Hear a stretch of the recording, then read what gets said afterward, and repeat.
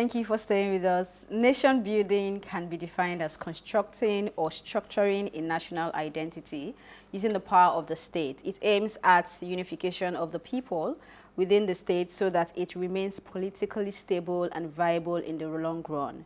And another definition of nation building on South Africa's website says, and I quote, "It is also the process whereby a society of people with diverse origins, histories, languages, cultures, and religions come together within the boundaries of a sovereign state with a unified constitutional and legal dispensation, a national public education system, an integrated national economy, shared symbols and values as equals to work towards eradicating the divisions and injustices of the past in order to foster unity and promote a countrywide conscious sense of being proud citizens of the country, committed to the country and open to the continent and the world," end of quotes. Now on the show today, like we said, the topic is collaborating towards nation building, and the primary objective of nation building, as we know, is to maintain peace in a society. I personally strongly believe that we all have a role to play. So before we introduce our guests, Lami. Yes. Do you agree that we have a role to play? Oh, definitely. Okay. We do have a role to play, and where do I want to start? I don't want to delve into deep, but I think that the main problem that I see in all of this is socio-economic exclusion. When people don't have a common identity, we don't have a common purpose. People are different, but we all live at very parallel lines in Nigeria. Socio-economic reasons. The lifestyle somebody in Osun State, the quality of life for somebody that lives in Osun State is quite different from the one that lives in Sokoto. Definitely. So how can we all be at how can we all sit down to agree that this is the shared values that we should have? So I think we should start from there. How can we harness everybody together to come to the same table and agree on how we want to live as Nigerians? Jennifer, what are your initial thoughts? Okay, so towards nation building, I think first of all, people have to work towards building the right mindset. Positive mindset. And I know that even with the current happenings in Nigeria, it might be difficult, but the only way we can move forward is to tailor your mind in that direction. And then if there's one thing I've noticed about a lot of people is there are people living in a bubble. People cannot relate to what their neighbor is going through. You can't at least try to put yourself in their shoes. And I feel like when you start doing that, that's when you can understand what the next person is going through. It is not just about you. You need to understand that outside of your community, there is another community that is having it worse than you are having it.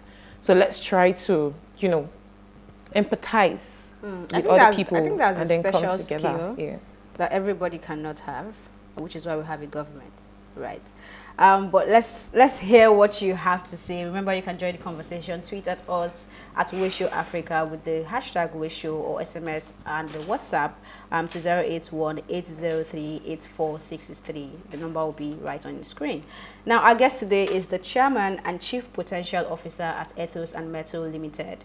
He's a multifaceted communications specialist, a charismatic and persuasive public relations representative, and the promoter of I Am Nigeria, an initiative which seeks to challenge the status quo and engage Nigerians, both young and old, to be the solution to Nigeria's problem. His name is Oladele Ogunlana. Thank you for your time. Thank you. Okay, so I'm going to start with the Chief Potential Officer. I mean, when I saw that, it was striking. How did you come about that, and what is the role of a Chief Potential Officer? Okay, so the effect, the desired effect was achieved. Okay. Because then you asked the question. So that's the first, it's when people say to me, what do you do? And the first thing I say is perception management. Now, then I get a question. But if I said it's PR or branding, and then you move away, okay? But when I say Chief Potential Officer, you're wondering, what's that? But the whole idea is, if indeed what we're looking at is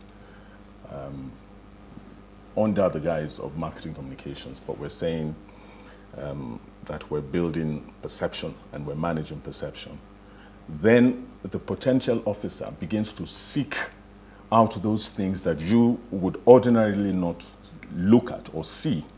So I'm going to spend time with you and I'm going to begin to pick out the things that I would want you to highlight in the things that you do. There's also that 80-20 perception slogan, you know, that is all about perception. So, and what I always say is, I was listening to you ladies earlier on, what I always say is that you've got to drive your own perception rather than let other people drive it for you. Because the danger in that is that then they throw it out and then you start defending yourself. So speak out about what you want to do, what you're about. And that's what we do at Ethos and Mettle. It's about a spirit of a culture and then getting you to confidently push it out.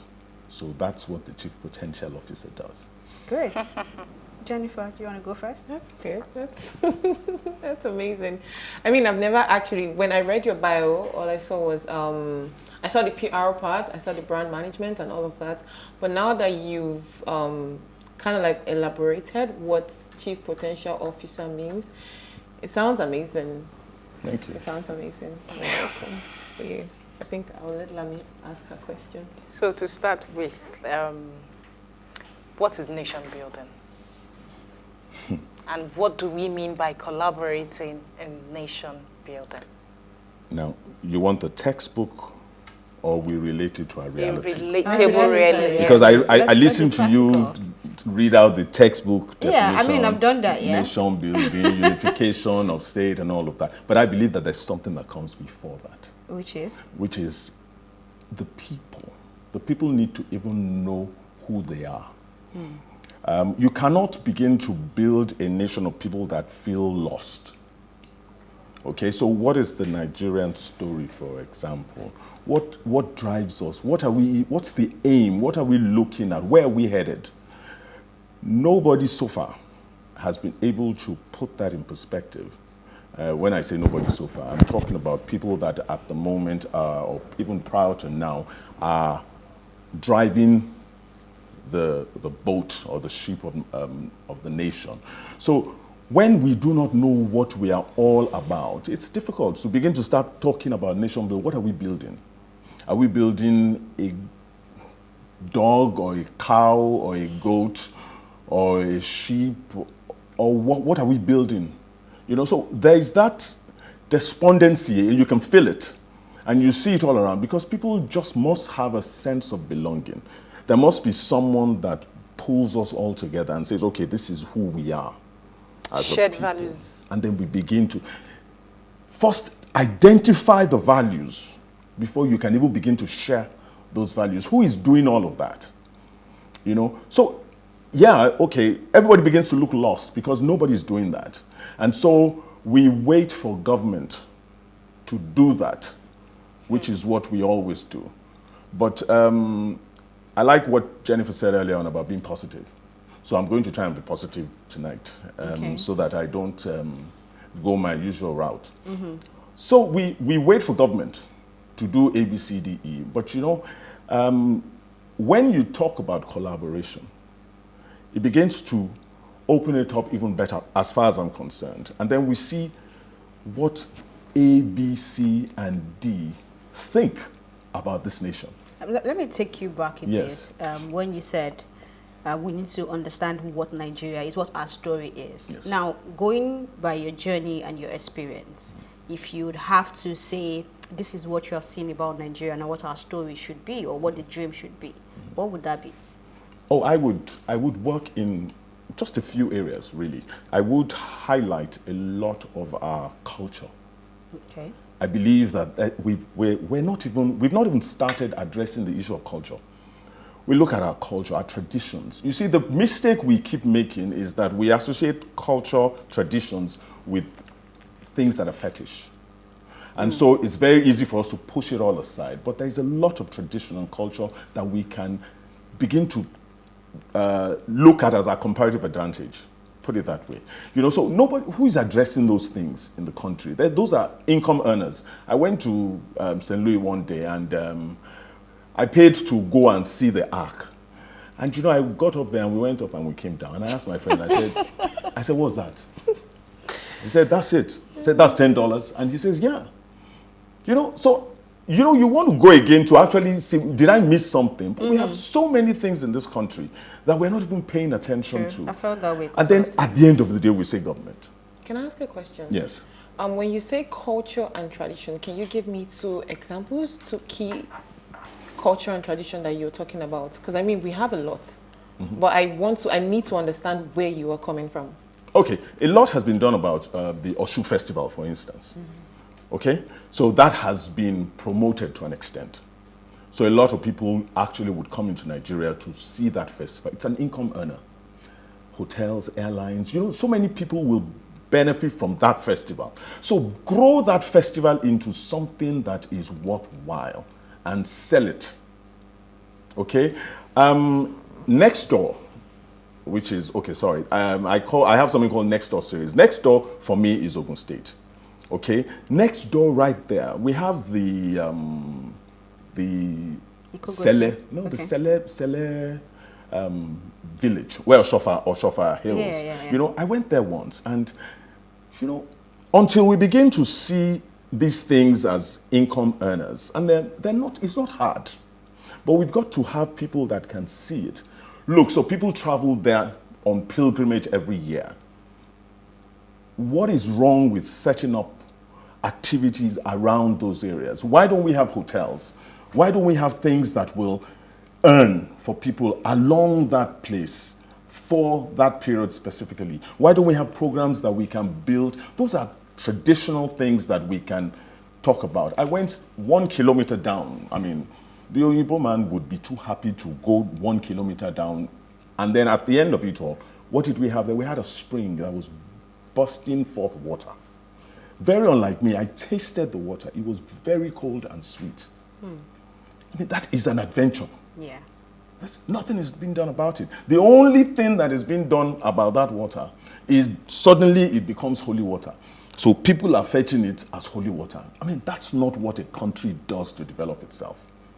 But in all of this, you've taken away the issue of security. How can I think of any viable business or to invest when I don't feel secure? I haven't taken away the issue of security. We haven't gotten there yet. When I begin to tell you about those things that need to be in place, you know, that is when you now, once you see it, you're going to put in place things that will make it happen. If you don't see it, nothing will happen. But once you see it, and I mean see, when you see the possibilities and the income that will be generated, the revenue that will be generated, we will address security. We know we're not addressing security at this time because nobody cares enough about security. And when I say nobody, again, I'm saying nobody because we're being positive, and I don't want to start talking about government, because sometimes when you start talking about government, you might have palpitations and then the runs. You know.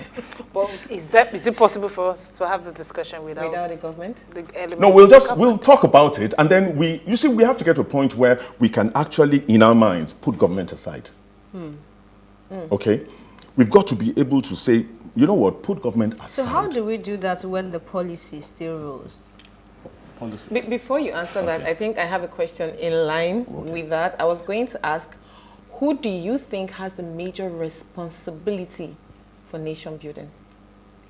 Okay, you see, you want us to go to textbook. Not textbook. Not textbook. I'm asking Relatable. No, but Relatable. We know who is responsible. We know who is responsible. Who? Responsibility also can be defined as responding to ability. Yeah? So, when you say to Lamida and say, this is what you're going to be doing, I expect her, the expectation is that I am giving her that role in response to the ability that I see that she has.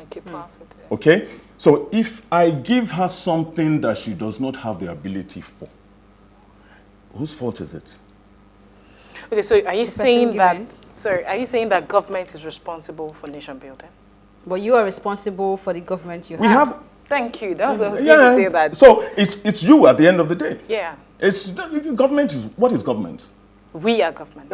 So we've got to get to a point where we begin to take ownership, which is what our Nigeria is about. Yes. Take ownership for these things. The reason why we're here, okay, let me just make it as simple as, okay, so 1, 2, 3, 4 people have an idea of what you want Nigeria to be like, okay? So we're talking about it. We're collaborating such that the things that we come out with, we can then begin to develop, to build the nation that we see. So in all of this now that we've talked about, let's leave government. Let us begin to even imagine the things that we see. For instance, okay, so governments that we've left aside, and it's okay, so what do you want? If we've not spent time to think about what we want, we're not going to be able to present anything to them. So they're going to stay that way. Let's, as Nigerians, begin to seek what we can do. Otherwise, we get tired. We're already tired. But I'm at that point now where, you know what, I don't want to dwell on what we know is negative. Okay, let's begin to look at the things that we can do from this point forward. So what can we do from this point forward? You've mentioned identifying and harnessing culture and tradition. Yeah. So let's assume a big assumption that we get that right. What is the next step? Okay, so what are the issues we have? We have health issues, security, okay? Education? Now, education. Education is key. You know, what's this guy? DK Chukwumerije. You know, I like one of the things is, hey, education breeds a brand new tribe. The tribe of those who value knowledge and respect empirical data, who defend superior argument and lifelong admirers of reason. That's what education does. What are we doing about education? We've thrown it away and left it to government. Okay? The individuals that have decided to take on education see it solely as business. So it's just there. But you and I have a responsibility to make things happen. I would love to talk about something that I'm working on now, but I don't know, because that's when you say I didn't pay for it. But you know... Okay, before you get there, yes. Let's go on a very quick break. Okay. And when we come back, we'll see if you paid for it or not.